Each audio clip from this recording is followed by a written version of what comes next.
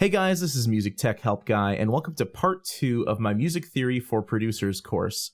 In this video, we're going to take a look at the black keys on the keyboard, identify the names for those, and talk about accidentals and enharmonics.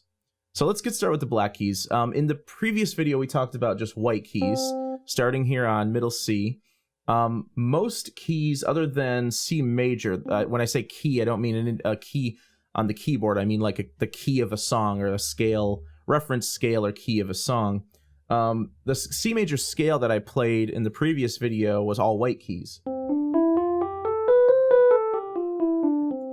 The only other scale that's really all white keys, other than some of the modal scales, is A minor. If I start on A and do the same thing going up and down with just all white keys, I get A minor.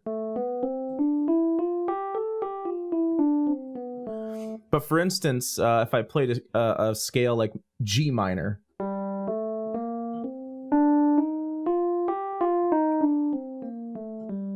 it's got these two black keys in it. So what are those? Well, those are accidentals, and really the accidental has more to do with like the symbol that shows up on the note, less to do with the note itself.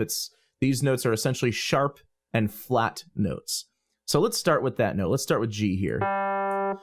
If we go from G and we move down one half step, so that's what that is, going from G down to this black key here is going down a half step, also known as a semitone. We would call that black key G flat. So here's G flat. If we go from G up to the next semitone above it, we would call that G sharp. So we have G and then G sharp. So likewise, we have A and A sharp. But what about the note in between G and A here? Do we call it G sharp or do we call it A flat? Because remember what I said before, if we take a note and go down a semitone, we end up with a flat. Well, it has two names. This is the sharp and the flat that we talked about just a second ago are called accidentals. And a note that has two different names is an enharmonic. So a G sharp and an A flat literally mean the same thing. Now, whether you refer to it as G sharp or A flat depends on the scale or key that you're working with and the key of the song that you're working with. So that'll come about later. Just know that most black, or pretty much all black keys have two names. They have an enharmonic names, and actually, technically, all keys on the keyboard have enharmonic names. So let's use those as an example here. I'm going to create an empty MIDI region, and I'm just going to use piano roll to type in those three notes, and then we'll see the display down here in notation. So let me just pull up my piano roll editor here. All right, so I'm going to start with the G right here, G2, and then I'll go down to G flat, like we did before, and then up to G sharp, and then I'll go up to A, and then up to A sharp. Now, notice that in the notation editor down here, it didn't exactly make all of the notes exactly as I said, because remember I said this was G and G flat. What this is actually put here is an F sharp. So that's what that symbol is. That pound symbol is a sharp sign. This little B looking thing is a flat sign. So that's A flat. Now this next one is A natural, and I'll talk about why it put the natural sign there in just a moment. And then we have another flat up here again.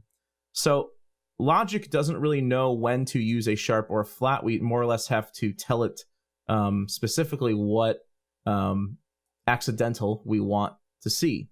All right, so what I'm going to do is just right click on that F sharp, go to accidentals, and I'm going to say enharmonic shift. There we go. So now we have G and G flat. Let me turn the sound back on. And if I right click on it and go back to accidentals and go to enharmonic shift sharp, the note has not changed. What's changed is the way we are notating it on the staff. So we had G here going down to G flat, but we can also refer to it as F sharp because F is right here, and then we go up to F sharp. So moving up here, we have A flat and A. Now, the reason why there's this is called a natural sign, as I said before. The reason why there's a natural sign on the A Anytime you put an accidental sign on a note, that accidental actually carries through for the whole measure.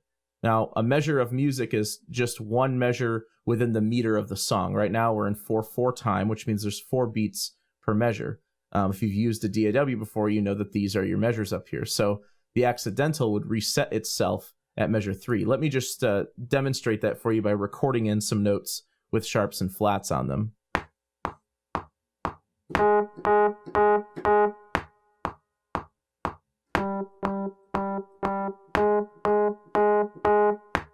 There we go. It's going to quantize those to make them look nice and pretty on the notation. So I played A flat, that's the note A flat. Notice we're in bass clef, by the way. A flat, and I played A flat 4 times. Notice it didn't put the flat sign next to each note. That's standard in music notation. Now this was just a note G, so it just shows G 4 times, and then again A flat 4 times. Well, look what happens if I switch from a flat or a sharp to a natural note that has no sharp or flat on it. That's what natural means. It means there's no sharp or flat on the note. Look what happens when I switch between sharps and flats to a natural note within a measure.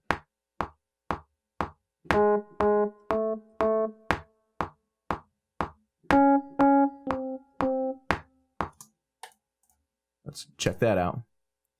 So I've got A flat, another A flat because the accidental carries over, and then I have A natural, A natural. So the natural sign designates that both of these two are A natural. The flat sign designates that both of these are A flat. With the sharp, it's the same thing. Notice that there's a sharp. This one's also implied that it's sharp because of the sharp sign. And then C natural, I move down. And so this is saying, turn this note natural, get rid of the sharp. And then this is also C natural. So that's just the way, it's kind of tricky, especially if you've never read sheet music before. It's just one of those traditional things. Now, when you're working in piano roll, it's never a problem because in piano roll, it's just you look at the note and that's the note. You know, you don't really have to think about it too much. It doesn't really matter what you call it because it's going to look the same. It's just one of those traditional things in written notation you should know about. So that's just another thing to know is, again, that the sharps and flats carry over within the length of a measure.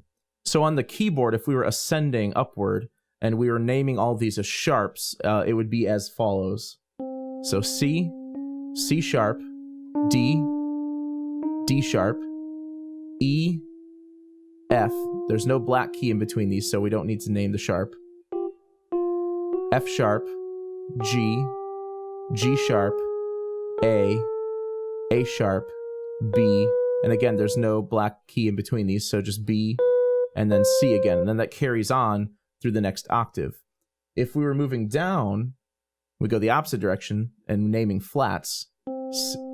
C, B, B flat, A flat, G, G flat, F, E flat, D, D flat, C.